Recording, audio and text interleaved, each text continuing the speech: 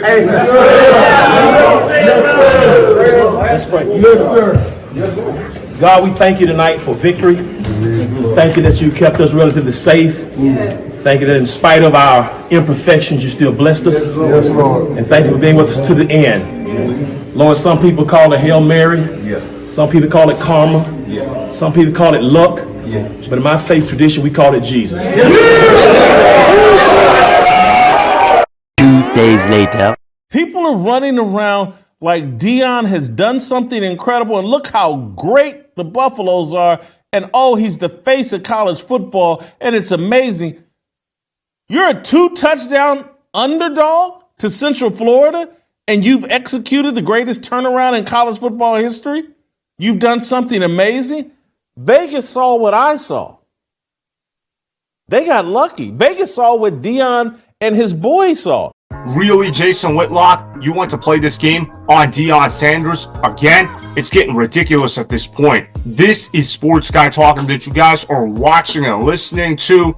I am Dustin Tran, your host, as I am here today to talk about Jason Whitlock attacking Deion Sanders for believing in Jesus again. Apparently, Jason Whitlock also attacked Deion Sanders last season for being a fake Christian. This is now coming off of an exciting 38-31 victory for Colorado as they beat Baylor in an epic game. Before I say anything else though, I want to present you guys with a topic question. So here it is. Why does Jason Whitlock hate Deion Sanders so much? There are several reasons why that is the case, but I believe one of the main reasons why he hates Deion Sanders is because Deion Sanders is receiving a lot of attention from mainstream media and that there is a lot of idolatry going on with Deion Sanders. And look, I'm not going to say that Jason Whitlock is completely wrong when talking about Deion Sanders. I think the media coverage on Deion Sanders is absolutely ridiculous. I think there are too many people in the media that worship Deion Sanders, but the way how Jason Whitlock goes about it, it's absolutely wrong. And for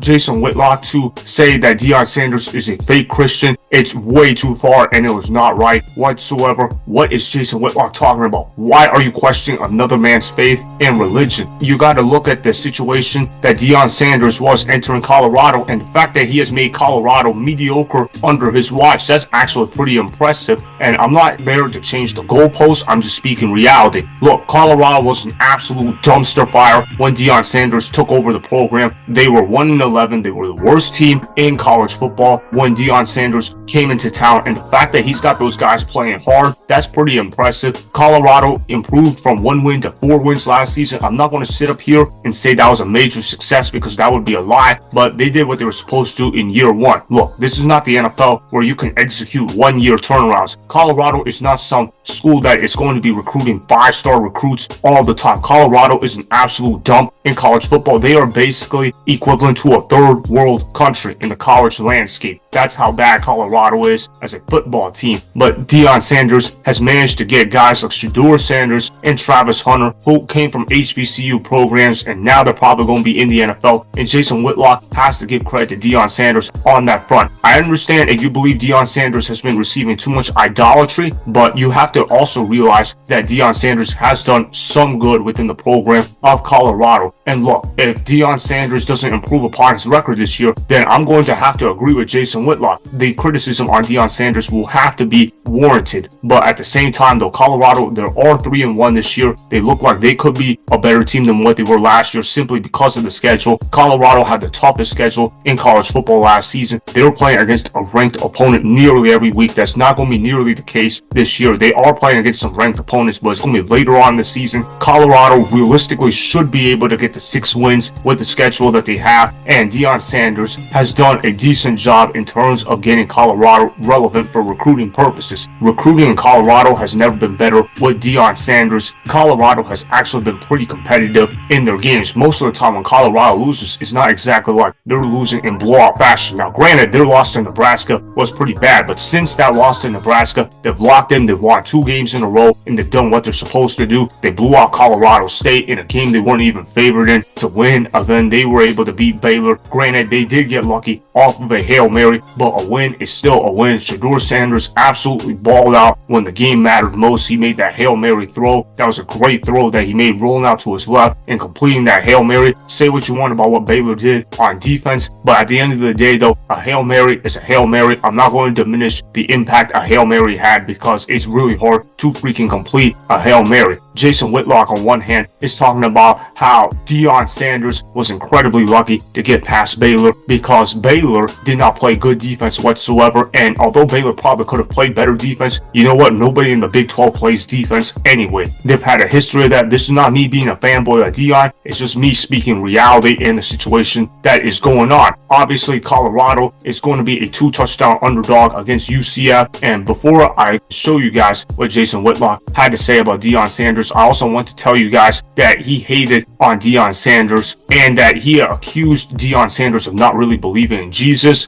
Roll the film.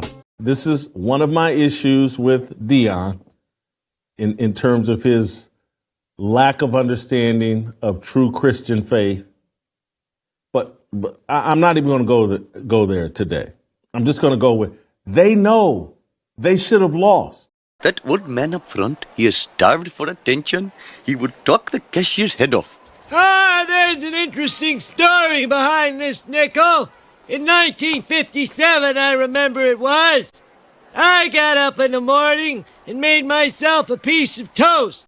This is just really sad and pathetic for Jason Whitlock. This is a new low for him. How could you attack Deion Sanders for being a fake Christian? And this man is acting like teams never did prayers in the locker room, which I know for a flat out fact, that's a lie. Because at Wingate University, I'm part of a D2 football team, and I know we do prayers after the game is over. It's commonplace to do that in college football. The man is sitting up here acting like prayers are never a thing in college football. And the fact that Colorado managed to beat Baylor off of a Hail Mary, that's pretty impressive in and of itself. Yeah, I think the fans got a little crazy in terms of storming off the field, of course, but that's college football for you in a nutshell. These fans in college football have always been crazy and they've always been passionate. For Colorado to be 3-1 at this point of the season, that is probably pretty impressive because a lot of people did not have Colorado at 3-1, including Jason Whitlock. If you ask Jason Whitlock if Colorado would be 3-1 after losing to Nebraska, I guarantee you the guy would not be saying that whatsoever. I guarantee you that he probably had Colorado winning 2 games the rest of the season. But the fact that Colorado is already at 3-1, good job to those guys. Obviously, they got to continue winning these games. They got to continue playing better defense. They've gotten better at stopping the run. Their offensive line is a mess, though. They make me worried in terms of how they're going to protect Shedeur Sanders. But if they can ever figure out their offensive line issue, then maybe they become a better football team. We'll see what happens, though. I don't think Colorado is as bad as what everybody else says what they are. And I think what Jason Whitlock is saying about Deion Sanders is quite frankly unwarranted. The main reason why he hates Deion Sanders is jealousy. You look at how Jason Whitlock and Deion Sanders, they're the same age, and Jason Whitlock is looking at himself and saying, damn, I could have been Deion Sanders if I put in the work. We know Jason Whitlock is an egotistical man, and obviously he feels some resentment towards Deion Sanders. Obviously, Deion Sanders is a confident man. Jason Whitlock is not a confident man, because if he was really a confident man, then he would go ahead and start working out at the gym. That's why he's incredibly overweight. He's so scared of looking at his own body. He feels terrible about himself. Therefore, he has taken his anger out on Deion Sanders. It's really that simple. I don't think that there's anything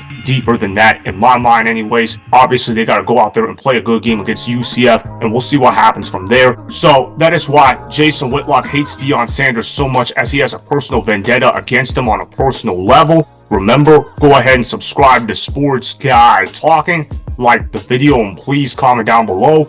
If you guys do that, I'm going to shout you guys out in my Instagram story every Monday. That'll be for the @DustinNasTran Instagram account. Make sure to follow me on Instagram @DustinNasTran, and that's Sports Guy Talking. Also, go follow me on Twitter @DustinNasTran. Again, go ahead and do those things that I just told you guys to go do.